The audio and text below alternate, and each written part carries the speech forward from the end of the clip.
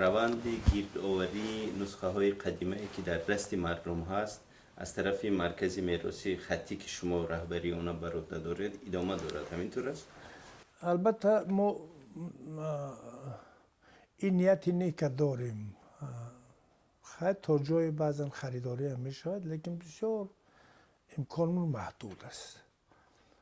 مثلا یادتون باشه سالهای 50 تا پاش خوردن اتحاد شوروی مبلغ بسیار فراوان جدا می شد و محققین ما به قول مردم شهر به شهر می گشتن، حتی بیرون از حدود تاجیکستان نیز می رفتن، مثل ازبکستان، ترکمنستان، قزاقستان و کتاب های بسیار خوب و نادر جمع آوری می کردن، خریداری کرده می آوردن.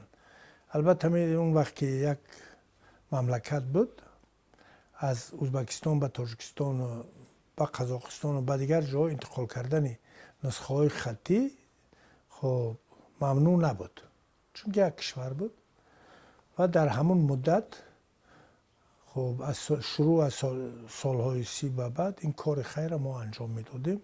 هر سال قریب ما برای خریدن کتاب سفرها میکردیم، سفرهای دور و دور، البته بیشتر در حدود تاجیکستان. از بس که در دست مردم نسخه های خطی بود، زیاد بود، مثلا ما و امکان خریداری هم که بود کوشش میکردیم که نسخه های خطی خریداری کنیم واردی گنجی نشود. و بعضی شخصیت های بودن که به خاطر وطن دوستی و قرض شهروندی و خب امثال اینها توجه به علم نسخه های خودشون هم توفه میکردن. این چیزا هم بود. یک پارادوکس است که میخوام نظر شما در این باره بفهمم که از یک طرف در دهه 1930 هر کسی که خط فارسی بلد بود و کتاب های به این خط داشت دشمن خلق اعلام شد و از کتاب ها خونده ایم که صدها جلد کتاب به نابودی رسانده شد. ولی از طرف دیگر در دهه 1950 کمیته مرکزی حزب کمونیست یک تصمیم گرفت که این کتاب ها از دست مردم جمع آوری کرده شود. همین به نظر شما این چطور میشه توضیح؟ تا جایی که من آگاهی دارم و خیلی با اون آثار تاریخی سالهای 30 به بعد آشنایی دارم، این حرف‌های است که اساس ندارد.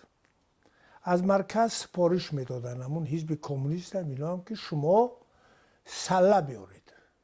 یک زمره آدمان بی‌بصر بودن، اینو در هر دور زمان هستن که به جای سله کله می آوردند و چون تمام کتاب های سالهای 30 و پیش از اون به بعد با حروفات فارسی نوشته شده بود، متاسفانه در سیمای همه اینها مثلا در اون کتاب ها تعصب و خرافات افراط می دیدن.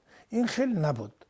خب اون تا جایی که گفتم که آگاهی دارم همون قانون ها مقابل ادیان نبود، دروغ میگن. یک زمره بی‌بصران فتنه ها برمی انگیختن، بعد می اومدن میگفتن که نه این مردم رو به خرافات آورده است، رو به تعصب آورده است. در حقیقت بعضی ها بودن که تعقیب میکردن، مردم آزاری میکردن، این چیز بود. لیکن بسیار جاها در بسیار محفل و مجالس و در صحبت ها میگویند که گویا که مردم تاجیک کتاب ها را میسوزاندن، آتش میزدن. این خاص مردم تاجیک نیست، خاص مردم تاجیکستان نیست، خاص مردم مسلمان بعدی نیست. ما هیچ وقت کتاب سوزی نکردیم، مخصوصا در سالهای قرن 20 ابتدای قرن 20 هم کتاب نسوخته بودیم. البته گفتم یک زمره بودن بی‌بصرانی که آورده مردم آزاری میکردن، در خانه اگر یک نسخه خطی میافتن میگفتن تو ملا، تو حکومت سویتی به روی شما هیچ ارزش ندارد و غیره و غیره ها بهانه‌های بسیار پیش می آوردن. مردم از ترس شاید کتاب‌های بیشک یا درون مثلا دیوارها پنهان میکردن یا زیر خاک میکردن.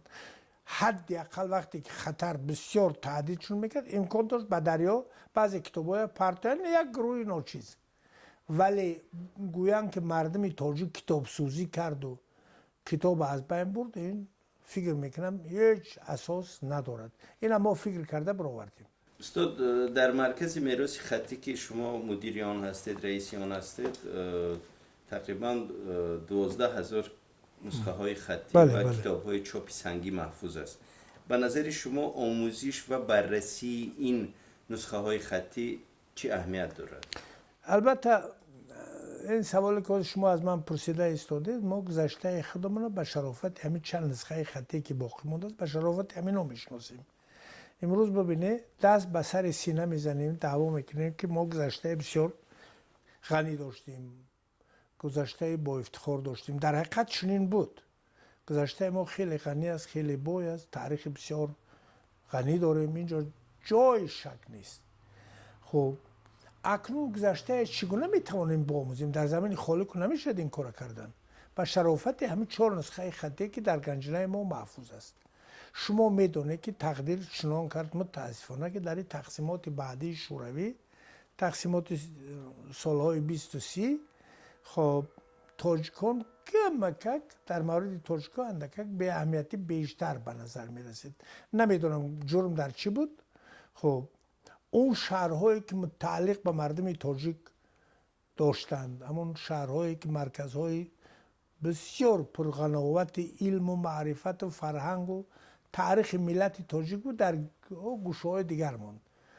این قسمتی که امروز متعلق به تاجیکستان است با نام بخارای شرقی این حدود یاد میشد. البته خوشبختانه اینجا هم داشتیم بعضی چیزایی که توانسته باشیم افتخار کنیم، لیکن شهرهای آباد و تجسمگر تمدن ما در کشورهای سابق اتحاد شوروی ماندند، از جمله در ازبکستان، در ترکمنستان، حتی در قرقیزستان و قزاقستان و امثال اینها، و البته معلوم که افغانستان هم. شما قصه افغانستان البته میدونید، خط دیورند میدونید، اون بازی هایی که بین روسیه و انگلیس ها صورت گرفتند اون هم میدونید. خب میدونید که بلخ ما المدینه میگه مادر همه شهرها. خب اینجا هم داشتیم. البته شما یاد داری همین قصه شقیق بلخیه از روی شهادت تذکره نگارا و دانشمندا چنین قصه ها هست که گویا که شقیق بلخی از بلخ آمده بود و از وادی ختلان گذر داشت و در قسمت سیبستان امروز با نام خوجا حقیق معروف است به شهادت رسید. و یک نفر از شاگردای معروف و مشهور از عارفای بسیار مشهور عالم اسلام با نام حاتم اصم زیارت قبر شقیق بلخی را میخواد کردن، میآید سیبستان زیارت شقیق بلخی میکند، بعد اومده در فیض آباد. انا ببینید که فیض آباد کجا، بلخ کجا.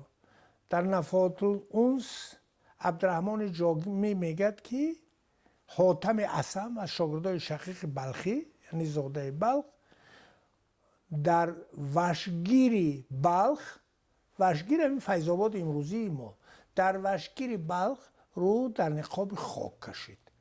یعنی که از شهادت حضرت عبدالرحمن جامی چنین به نظر می رسید که وشگیر مالی نفحات الانس میگه، البته مالی بلخ است. یعنی با هم رابطه ها داشتیم، رفت و آمد ها داشتیم، لیکن مرکزهای متمدن ما در ازبکستان، در کشورهای دیگر، در ایران، در دیگر جاها خب باقی موندند که ما تنها از اونها افتخار میکنیم. امروز بعضی‌ها دعوا میکنن سمرقند و بخارا و مرو و سرخس و ابیورد و امثال اینهاش، کش و تیرمیز و انا نصف و امثال اینها میگن. ما اینقدر دعوا باید نداشته باشیم، چون که این ملک حقا حلال مردم ما است.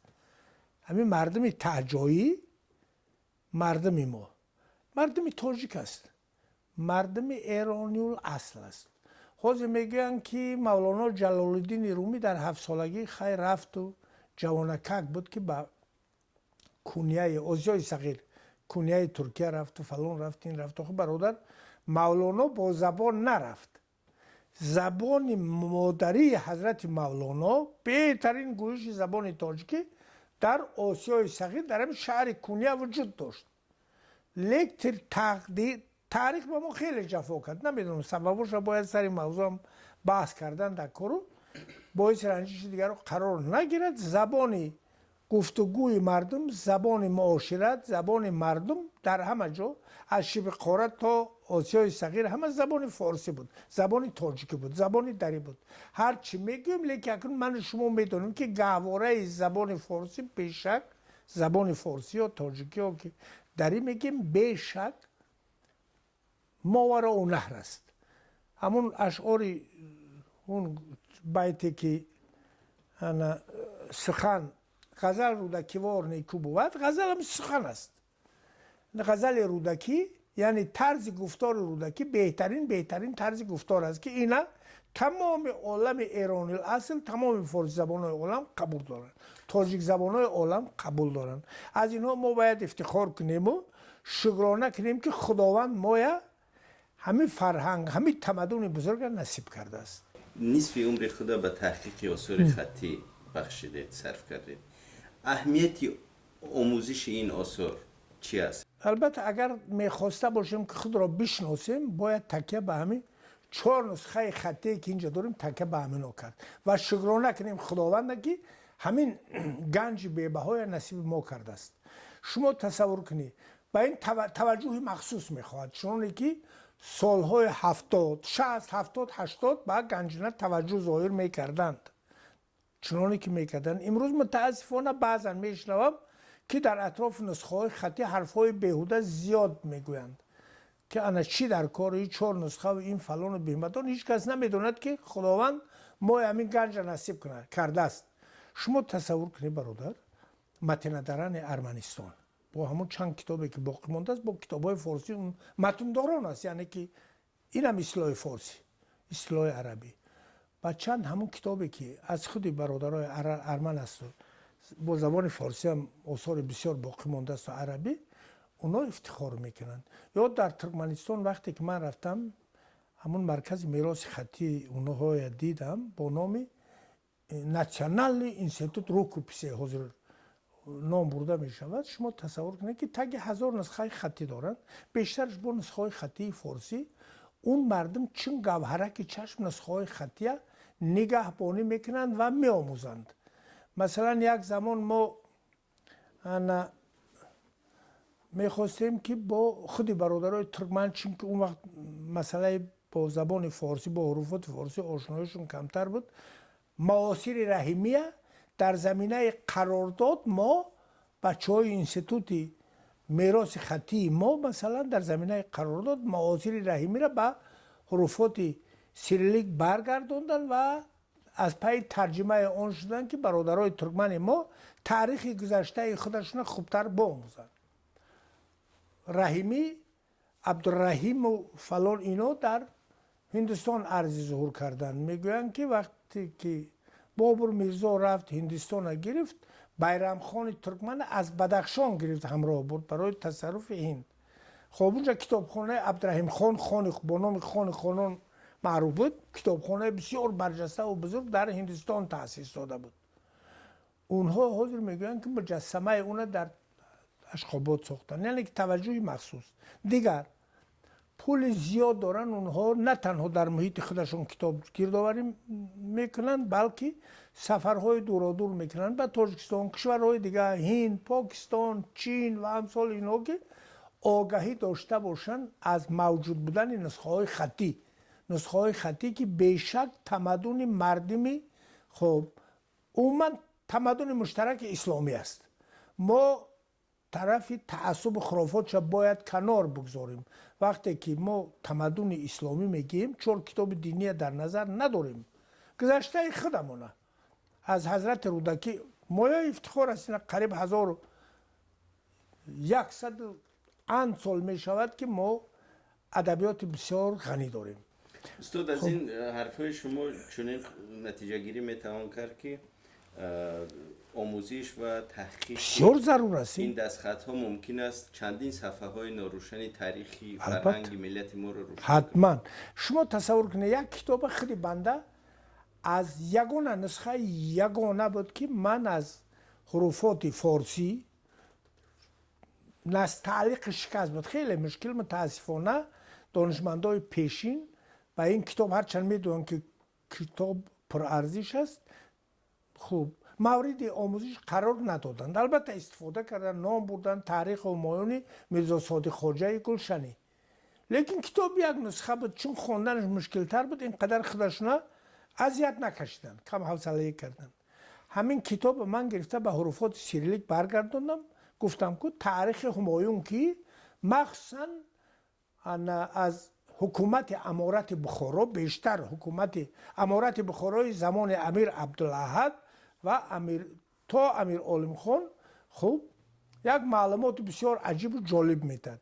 میرزا صادق خواجه گلشنی از ندیمای امیر عبدالاحد بود، سپارش گرفته بود، مخصوصا تمام بخارای شرقیه دور زده بود، تا بدخشان، تا ونج، قلعه خمدرواز، وادی کولا، بلجوان و کنگورت و خاولینگ و برادر شیرین ما باشید سرای کمر و سری خاصار و همه این شهرهای سفر کرد و با چشم خود دید. مثلا یک معلومات نامه میگه که در فلان شهر، در فلان دهه، در فلان قسمت انا اینقدر مسجد است، انا اینقدر معلم است، انا اینقدر مدرسه است، مردم دهه ها، مردم اون قسمت ها، مردم شهرها با چی کار مشغولند. مثلا در اطراف خوالینگ میگه که هر سال قریب تا 2000 اسب پرورش میکردن، اسب و میبردن برای فروختن به افغانستان. یعنی این دستخط ها حاوی بسیار اطلاعات فراگیر درباره کشور. به این دستخط ها ما گذشته خودمون شناختن نمیتوانیم برادر عزیز. این شهادت همین است که در چه مقام ما قرار داشتیم. مثلا میگه که در فلان جا این قدر شاعر است، در فلان این دانشمند است، این کل است. خب این همین امروز افتخار میکنن مردم با حاجی حسین کنگرتی یا با چند نفرهای دیگر یا این اون به طریق همین نسخه خطی ما گذشته خودمون آموختیم، یا عبدالحی موج خرفی، یا لیکن مهم که این شهادت اون است که ما در گوشه فراموشی نبودیم. آمدن میر سعید علی همدانی از پاکستان، یعنی میر سعیدی که در همدان، میر سعید علی همدانی که تولد شد در پاکستان، در کشمیر عرض وجود کرد و خانه آخرت خودش طبق خواهشش مثلا خانه آخرتش کلابه انتخاب کرد. این شهادت همین است که رفت آمدها خیلی و خیلی زیاد بودند. اگر اینها نباشه ما چگونه هم دیگر میشناسیم. یا بزرگای بخارا می آمدن مثلا زیارتی این مولانا یعقوب چرخی، این تاجدین دشت کولکی انا با گفتیم که چون گفتیم شقیق بلخی و امثال اینها، حتی می آمدن زیارتی برخی سرمست ولی یا که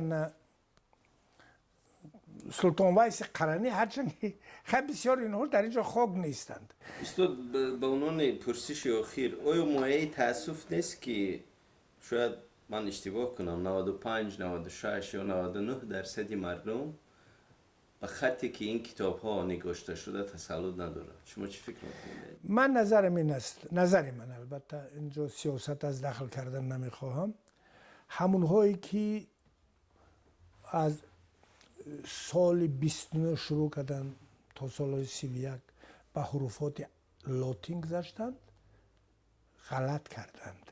یعنی که از حروفات تاریخی خودشون، حروفات بابایی خودشون دست کشیدن رو به لاتین آوردن. ما در مورد حال حروفات فارسی میگیم اساس اون خط عربی و ایسوس هم خط آرامی بود، خط ایرانی بود، تاثیر ما بود به دنیا. لیکن متاسفانه خیلی بعضی سیاستمدارا بعضی کارهای خود کردن. من نظرم این است که به حروفات لاتینی گشتن ما اشتباه بود اون زمان، لیکن به حروفات سیریلیک گذاشتن ما این غلط بود. این یک نوع بسیار به اندیشگی مردم ما بود که به حروفات سیریلیک گذاشتیم. اگر حروفات لاتین میستاد، به حروفات لاتین آثار خودمون از عربی به لاتینی بر میگردوندیم و چاپ میکردیم، برادران فارسی زبان ما در ایران، در پاکستان، در هندوستان، در کشورهای دیگر میتوانستند از این استفاده کنند. من یک چیز مشاهده کردم، یک دانشمند خوب داشتیم ایرج بیچکه، از دوستان من بود. من منزل ایرج بیچکه هم 2-3 بار رفته بودم. خب همین آثار گذشته مثلا پارچه ها از شاهنامه یا غزلیات حافظ یا غزلیات حضرت سعدی و گلیستان یا از شاعرای معاصر ما نمونه اشعارشون یک مجله ساخته بود، نام مجله شون از یاد رفتم، در چخ پراگا یا بوستان بود یا چی بود، در همین مجله من دارم، مکن یادم رفته است، با حروفات لاتین خب کلام فارسی آثاری شاعران معاصر گذشته ما به طبع میرساند. اونجا از این برادرای ایرانی ما، برادرای افغانی ما، برادرای مثلا فارسی زبان ما راحت استفاده میکردن، لذت زبان فارسی را میچشیدن. اکنون با حروفات سیریلیک میدونید که بسیار کسا بغیر از ما سابق اتحاد شوروی حروفات سیریلیک نمیدونن. ثانیاً بعضی حرفای داریم که قابل قبول دیگران، یعنی که برای مردم مفهوم نیست. این حرف جیم، حرف قاف معلوم است، مثلا که تاجیکستان که بگیم اگر بنویسیم حرف جی میگن چه، مجبوریم تاجیکستان بگیم. یا مثلا چندین حرف ها هست که مورد استفاده دیگران قرار نمیگیرد. یا مثلا من اینا در قزاقستان، در قرقیزستان، در قزان، در بسیار جا مشاهده کردم که بعضی حرف های در الفابیت اونها وارد شده است که برای ما نامفهوم است، یعنی که همین خط خاص برای مردم اسلاویانی است، خاص برای مردم. لیکن سری موضوع گپ گفتن نمیشه. یک روز یک کسی گفتم که چی میشود که ما هم آهسته آهسته به حروفات فارسی برگردیم، هم لاتین اسخ کنیم آهسته آهسته. چند روزه من قزاقستان بودم، شنیدم که برادر قزاق تلاش دارن که به حروفات لاتین برگردن. البته میدونید که زبان فارسی و حروفات فارسی برای مردم ما بیشتر خدمت کرد. مردم با سواد قزاق، قرقیز، ترکمن و بعضی کشورهای دیگر به خاطر آموختن تاریخ خودشون مجبور بودن که فارسی را بیاموزن. مردم با سوادش از ابای کننبایف و مختار عویزف و بردی خربابایف، همه اینا که آدمان با سواد بودن، معلومات مدرسه، زبان تاجیکی هم میدونستن، زبان فارسی، چون که در بخارا تحصیل گرفته بودن خب و با این زبان آشنایی داشتن. اونا اکنون شروع از عصر ممکن 19 و 20 بود، چون که با اون طرفش مردم بادیانشین اینقدر اهمیت نمیدادند اهمیت، لیکن برای ما بسیار ضروره. حاضر اکنون میدونید که ازبکستان، انا برادر ما باشید، ترکمنستان، آذربایجان به حروفات لاتین گشتن. قزاقستان هم همین نیت دارد، حاضر شروع کردن. بعضی جا مشاهده میکنم که تبلیغی نمیکنن. این جای هیچ رنجش نیست، هیچ گپ ندارد اگر با گذشته خودمون آهسته آهسته آشنا شویم. امروز در مورد تعصب و خرافات گپ میزنیم. اگر ما از عالم اسلام، از گذشته خودمون خوب آگاهی داشته باشیم، تعصب و خرافات در ما تأثیر نمیگذارد. مردم میدوند که علم چی است، گذشته چی است، تاریخ چی است، ادبیات چی است و تعصب و خرافات چی چیز است. آموختن آثار خصیح اگر از روی انصاف نظر کنیم بسیار بسیار ضرور است. تنها به شرافت آثار خطی که باقی مانده است ما میتوانیم گذشته خود را درست بشناسیم و آینده هم معین کنیم چگونه باید زیست. خب بعد از همه مهم اهمیت همین گنجینه ما در اون است که بسیار نسخه های خطی هستند که در قلمرو ماورانه خطاطی شدند. در قلمرو ماورانه یک نسخه، دو نسخه، اینا تصور کردیم. ما گفتیم که همون تاریخ همایون گلشنی، میرزا صادق گلشنی، صادق خوجه گلشنی، یا مثلا کتابای بعضی کتابی کی است، شریجال مخدوم صدر ضیا یا تمکین و امثال اینا، یک نسخگی در دنیا هستند. به شرافت همین کتاب ها ما آینده خودمون هم میآموزیم. اما حاضر اکنون گنجینه تصمیم گرفته است که نوادالوقایع احمد دانش را به تب رساند. این برجسته ترین اثر است در این 1000 ساله. احمد دانش را میدونید که از بزرگترین شخصیت های قلمرو بخارای عصر 19 بود. خوب این مرد این قدر خدمت کرده است. من افتخار میکردم که احیاء علوم میخونم یا کیمیای سعادت میخونم، با اون گذشته ها با روزگار مردم پیشین خوب آشنایی پیدا میکنم. لیکن از برای خدا نوادر الحقایق وقتی که آشنا شدیم این اصلا اثر بی‌نظیر است، چون که خودی احمد دانش بسیار شخصیت بزرگ برجسته است و در کتابش توجه میکنه مخصوصا به علم و معرفت، خیرت و فضیلت و به ما هدایت میکند که ای مردم اطراف نگاه کنید و آنچه را باید شما بآموزید که به درد مردم میخورد. امروز ما از ابوعلی سینا یا از اسماعیل جرجانی یا از فارابی و امثال اینها مثلا به نیکی یاد میکنیم. شما تصور کنید اینو چیکارا کردن ابوعلی سینا.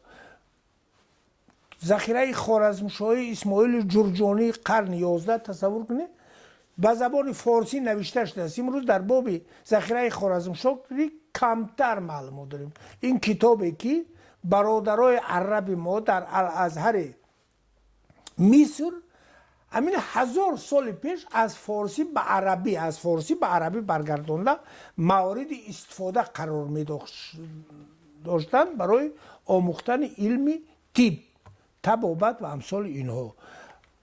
اسماعیل جرجانی که از ابوعلی سینا از قرون سینا بعضی ایرادها میگیرد. یعنی که ما با آموختن این کتاب‌های معروف و مشهور هم خودمون با دنیا آشنا میکنیم و هم خودمون رو میشناسیم.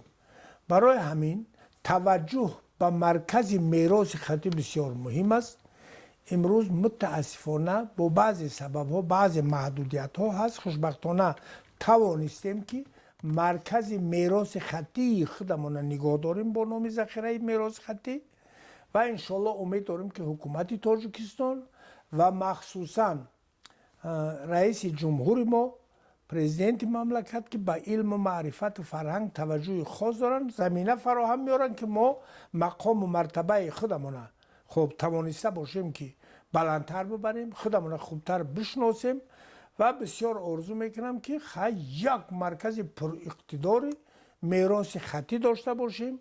از هر گوشه و کنار جمهوری توانسته باشیم نسخه های خطی خودمون در یک جا جمع بیاوریم و مورد آموزش قرار بدیم. این چنین امکان باید داشته باشیم که سفرهای علمی به کشورهای هند، البته میدونید نسخه های بیشتر خطی ما در هندوستان است، به پاکستان برویم، به هندوستان، به چین، در قشقر کتاب های ما خیلی زیاد است. خب در تاجیکستان هم